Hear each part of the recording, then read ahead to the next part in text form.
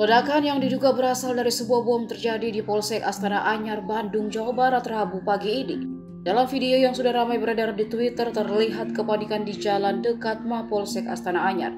Terlihat kepulan asap di sekitar kantor polisi.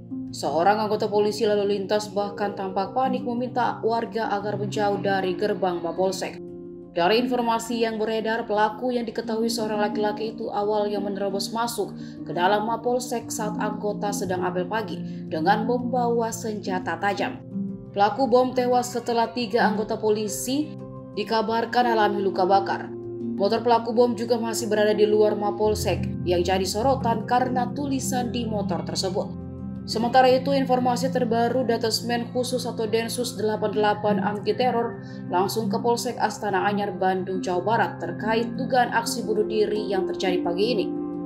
Kabak Bantuan Operasi Densus 88 Anti Teror Kombes Pol Aswin Siregar mengatakan pihaknya langsung melakukan olah TKP di lokasi.